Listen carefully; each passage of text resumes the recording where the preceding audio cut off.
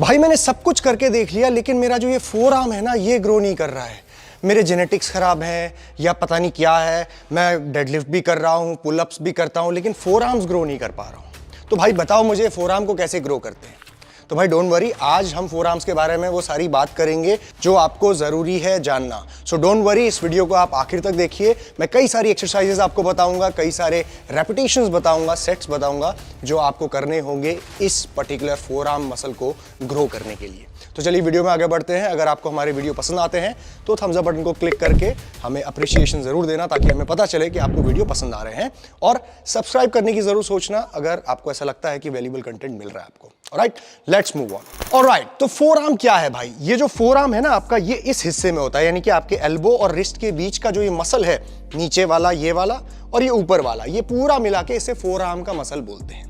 अब four arm का muscle कितना जरूरी है मैं आपको बता देता हूं, थोड़ा समझा देता हूं कि जब आप नॉर्मल टी शर्ट पहनते हो ना, ये तो खैर काफी छोटी टी शर्ट है, नॉर्मल टी शर्ट पहनते हो तो ये पूरा बाइसेप ढक जाता है। क्या दिखता है? Four arms. काफ जैसा ही है ये भी, बिल्कुल फोर आर्म्स। अगर आपके पतले होंगे तो लगेगा यार ये लिफ्ट ही नहीं करता लड़का, मतलब ऐसा लगेगा कि ये कोई एक्सरसाइज नहीं करता, खाली टाइम पास करता है। सो फोर आर्म्स को ग्रो करना बहुत इंपॉर्टेंट है। सबसे ज्यादा विजिबल, सबसे ज्यादा अट्रैक्टिव फोर आर्म्स शर्ट पहनते हो, टी शर्ट पहनते हो, यही लगता है। नाउ फोर आर्म्स के लिए सबसे पहली चीज क्या करनी है आपको? You need to train your brachioradialis and pronator teres। अब ये दो मसल हैं आपके, जो आपके फोर आर्म के बहुत ही इंपॉर्टेंट मसल ग्रुप है। वैसे तो ये जो आपको ब्रैकियोरेडियालिस जो सबसे ज्यादा बड़ा मसल है, ये एक्सटेंसर मसल्स में के ग्रुप में आता है, लेकिन इसको हम सेपरेटली इसीलिए बात कर रहे हैं इसके बारे में क्योंकि ये बड़ा मसल है और इसको टारगेट सेपरेटली भी किया जा सकता है। सो ब्रैकियोरेडियालिस एंड प्रोनेटर टेरिस जो अंदर होता है। नाउ किस तरीके की एक्सरसाइजेस आप कर सकते हो ब्रैकियोरेडियालिस और प्रोनेटर टेरिस को टारगेट करने के लिए? ये एक्सरसाइज मैंने आपको पहले भी बताई है, लेकिन आज थोड़ा सा डिफरेंट वेरिएशन और एक जरूरी बात बताऊंगा इसके बारे में।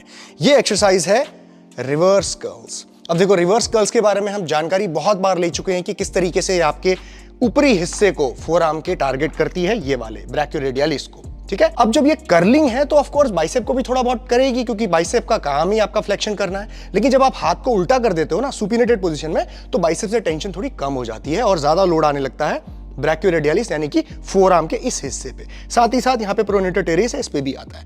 अब ट्रिक क्या है, क्या करोगे आप? देखो, कई सारे लोगों को ना स्ट्रेट बार में प्रॉब्लम हो सकती है, तो स्ट्रेट बार लेने की आवश्यकता नहीं है अगर आपको दिक्कत होती है। इजी बार लो। यहाँ पे इजी मतलब जो ई और जेड नाम से जो होता है इजी बार, वो टेढ़ा मेढ़ा होता है, उसको पकड़ना होता है, ऐसे ग्रिप ऐसे बनेगी आपकी। ना जब आप ग्रिप बनाओगे तो एक इंपॉर्टेंट चीज ध्यान रखना कि उसमें जो ग्रिप है ना वो ऐसी मत लेना, ठीक है? ये ग्रिप मत लेना, आपको हुक ग्रिप लेनी है, यानी कि फॉल्स ग्रिप। अब जब आप फॉल्स ग्रिप लोगे तो पूरा का पूरा लोड जो होता है ना ऑटोमेटिकली फोर आर्म पे आने लगता है। जब आप ऐसे ग्रिप करोगे ना तो आपकी ग्रिप स्ट्रेंथ इतनी ज्यादा होती है कि लोड यहां की बजाय थोड़ा बहुत कहीं और शिफ्ट होने लगता है बाइसेप में, जो आपको नहीं चाहिए। तो इस तरीके से लिफ्ट करना जब भी आप रिवर्स कर्ल करोगे, खास तौर पे फोर आर्म्स के लिए, यानी कि आपके ब्रैकियोरेडियालिस के लिए। अब जब आप ये एक्सरसाइज कर रहे हो ना, तो एक और चीज बताता हूं मैं आपको। सबसे ज्यादा टेंशन आपके फोर आर्म यानी ब्रैकियोरेडियालिस पे कब आता है? जब आपका रेंज ऑफ मोशन हाफ से ऊपर जा रहा होता है, सबसे ज्यादा टेंशन यहां पे है, ठीक है? उसके बाद जब आप नीचे जा रहे हैं तो धीरे धीरे टेंशन थोड़ी सी कम हो जाती है, बट बरकरार रहती है। बट ये मूवमेंट, टॉप मूवमेंट सबसे ज्यादा टफ है। तो कई सारे लोगों को आपने ये भी देखा होगा कि हाफ मोशन करके भी वो ब्रैकियोरेडियालिस को टारगेट करते हैं। सो बहुत ही इंपॉर्टेंट टिप है, फॉल्स ग्रिप जरूर रखना और रेंज ऑफ मोशन पूरा ही परफॉर्म करना, बट आपको ऊपर टॉप पार्ट में सबसे ज्यादा स्ट्रगल फेस होगा, जिसका मतलब है कि आपका ब्रैकियोरेडियालिस ज्यादा काम कर रहा है, ठीक है? अब इसके कितने सेट्स आपको कितने रेप्स करने हैं ये ध्यान दो। इस पर्टिकुलर एक्सरसाइज की आप नंबर ऑफ सेट 3 करोगे और लगभग 12 से 15 रेपिटेशन अच्छा खासा स्लो मोशन में बढ़िया तरीके से आपको लगाना है। जिस दिन आप अपना पुल वर्कआउट कर रहे हो, यानी कि आप बैक कर रहे हो, बाइसेप कर रहे हो या आर्म्स कर रहे हो, उसके साथ एक छोटी एक्सरसाइज ये आपने डाल दी, ठीक है? तो जो आपका स्पेसिफिकली टारगेट करेगा आपके फोर आर्म के ऊपरी हिस्से को, ब्रैकियोरेडियालिस को एंड प्रोनेटर टेरिस को। सो अगर आप एक नॉर्मल और रेगुलर इंसान हो और वेजिटेरियन भी हो और आपको पता नहीं चल रहा है कि कितना फूड खाना है प्रोटीन इंटेक को कंज्यूम करने के लिए, तो आपको ये फूड साइंस और ट्रेनिंग साइंस सीखनी पड़ेगी। इसीलिए मैं आप लोगों के लिए एक वीडियो कोर्स जो लेके आया हूँ हमारी हिमालय सैलिन एकेडमी में, जहाँ पे मैं आपको सिखाता हूँ कि कितना फूड आपको कंज्यूम करना है वेजिटेरियन होते हुए, कितनी ट्रेनिंग करनी है आपको मसल मास बिल्ड करने के लिए, कट करने के लिए। तो वो आप आप सीख सकते हो और ये बहुत ही अफोर्डेबल कोर्स है।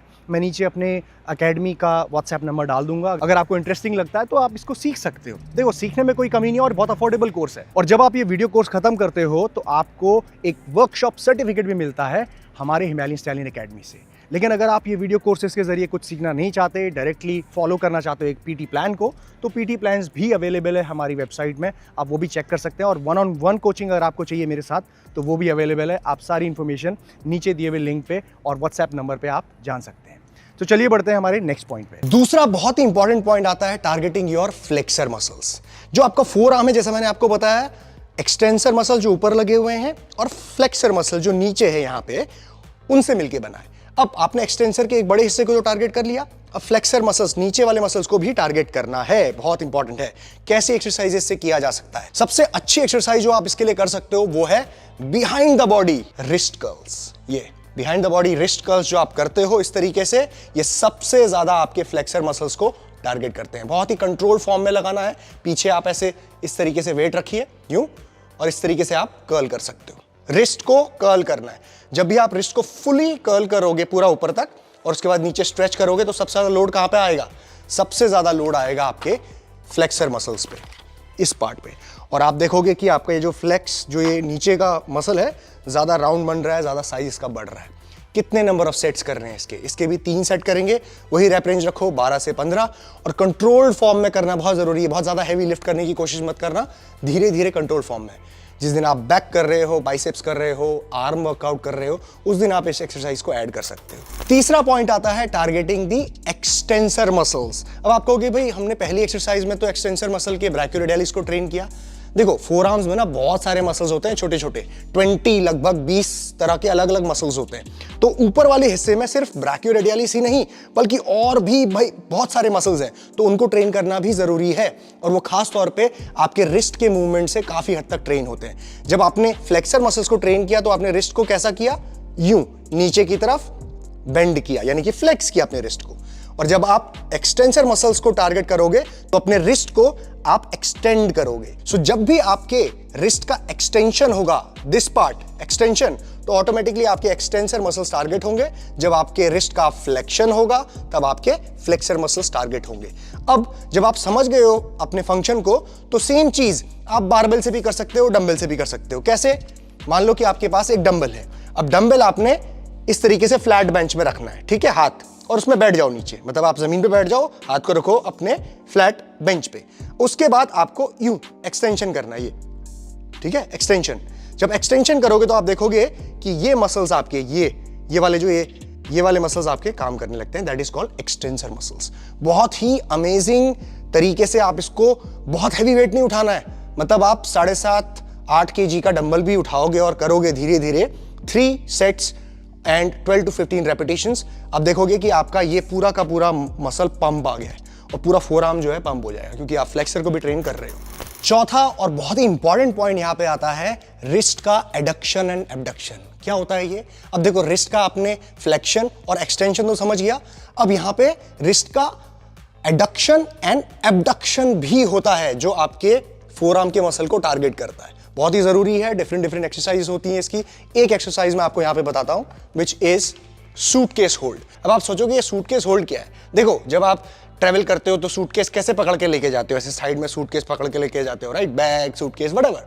तो उसी तरीके से आप जिम में बारबेल पकड़ सकते हो, थोड़ा हैवी वाला, उसको सेंटर से ग्रिप करना, दोनों तरफ वेट लगा लेना, जितनी कैपेसिटी है उसके हिसाब से। अब आपका काम क्या है? अपने इस हाथ से अपने आप को इस तरीके से पुल करना है ताकि ये वेट आगे की तरफ पुल करे, और उसको होल्ड करना है आपने, मतलब कोशिश करनी कि वो नीचे पूरा ऐसे टकराए ना, ठीक है? और फिर पेंडुलम की तरह इसको इस तरीके से करना है। ये तो बहुत लाइट वेट है, इसीलिए बहुत इजीली हो जा रहा है। जब मान लो कि यहाँ पे 10 किलो लगाओ, तो जब आप नीचे आपको ये पुल कर रहा है 10 किलो, तो आपको कंट्रोल करना है इसको। फिर इस तरफ पुल कर रहा है तो फिर कंट्रोल करना है। दोनों ही मूवमेंट आपका एडक्शन एंड एबडक्शन को कंट्रोल कर रहे हो आप, तो आपके दोनों मसल्स इस डायरेक्शन में भी फोर आर्म के काम कर रहे हैं। बहुत ही अमेजिंग है। बहुत ही कम तरह के ऐसे एथलीट हैं जो इसको ट्रेन करते हैं। कुछ स्पोर्ट्स में जरूरी होता है ये करना, जहां पे ग्रिपिंग स्ट्रेंथ बढ़ानी है, जहां पे आपके फोर आर्म के ओवरऑल मसल को ग्रो करना है। काफी सारे बॉडी बिल्डर्स भी करते हैं, तो ये बहुत अच्छी एक्सरसाइज है, इसको करके देखना। सूटकेस होल्ड, ठीक है, वेट कैपेसिटी आप धीरे धीरे बढ़ा सकते हो अपनी, इट्स एन अमेजिंग एक्सरसाइज। अगर आप बारबेल से ये एक्सरसाइज नहीं करना चाहते हैं तो आप एडक्शन एंड एबडक्शन केबल से भी कर सकते हो। मान लो कि आपका ऊपर केबल लगा हुआ है, केबल आपने हाथ में ऐसे पकड़ना है, ठीक है, पुल करना है उस केबल को, यहां नीचे लेके आना है और उसके बाद आपको यूं एडक्शन करना है, जिससे क्या होगा, ये मसल्स यहां के साइड के काम करेंगे। उसके बाद आप एबडक्शन भी परफॉर्म कर सकते हो उल्टा, राइट, मतलब कि आपने केबल को ऐसे पकड़ लिया फिर उल्टा और उसके बाद फिर आपने एबडक्शन परफॉर्म किया, तो आपके ये वाले मसल्स भी टारगेट होंगे। सो एडक्शन एबडक्शन केबल से भी परफॉर्म किया जा सकता है। अगर आप चाहते हो कि मैं बिल्कुल फोकस करके यूनिलैटरली एक हाथ से एक बार में करूं, तो मतलब कि एक बार एडक्शन करूं और एक बार एबडक्शन करूं, ठीक है। तो इस तरीके से आप जब अपने ओवरऑल मसल्स को ट्रेन करोगे, अपने फोर आर्म को, तो देखोगे कि आपका फोर आर्म सच में ग्रो करेगा, ठीक है। अब एक बहुत ही इंपॉर्टेंट चीज मैं आपको समझाता हूं कि मैंने ये 3-4 एक्सरसाइजेस तो बता दी। अब इसका ये कतई मतलब नहीं है कि 3-4 एक्सरसाइजेस को आपको एक ही दिन में कर देना है ना। डिवाइड करो, जैसे कि आप बाइसेप को, आर्म्स को 2 दिन लगाते हो, तो इन 2 दिनों में आपको डिवाइड कर देना है। एक एक्सरसाइज या 2 एक्सरसाइज एक दिन करो, दूसरे दिन आप एक एक्सरसाइज करो। टोटल 3 या 4 एक्सरसाइजेस आप ओवरऑल वीक में करोगे फोर आर्म्स की, तो इतना आपका वॉल्यूम चलेगा। लेकिन एक ही दिन में आप 4-4 एक्सरसाइज करोगे तो वो गलत हो जाएगा, ठीक है। अब इसके बाद कई सारे लोग बोलेंगे कि भाई हमारे जेनेटिक्स नहीं है सर, हमारे ग्रो नहीं करते फोर आर्म्स। ऐसा बिल्कुल भी नहीं होता है। प्रॉपर तरीके से अगर आप ट्रेनिंग करोगे, फोकस्ड होगे, जिस तरीके से आप चेस्ट को करते हो, बाइसेप को करते हो, तो फोर आर्म्स भी ग्रो करेंगे। हाँ, रिस्ट जो है वो नहीं ग्रो कर सकती, क्योंकि रिस्ट क्या है, जेनेटिकली आपकी बोन, उसका साइज फिक्स है, बोन का साइज नहीं बढ़ा सकते आप। जैसा बचपन में लेके आए हो, फोर फादर्स ने जैसा दिया है वैसा ही रहेगा। सो बोन को नहीं, आप सिर्फ मसल को ग्रो कर सकते हो, और ये ध्यान में हमेशा रखना, रिस्ट ग्रो नहीं होती, ओके, फोर आर्म का मसल ग्रो होता है।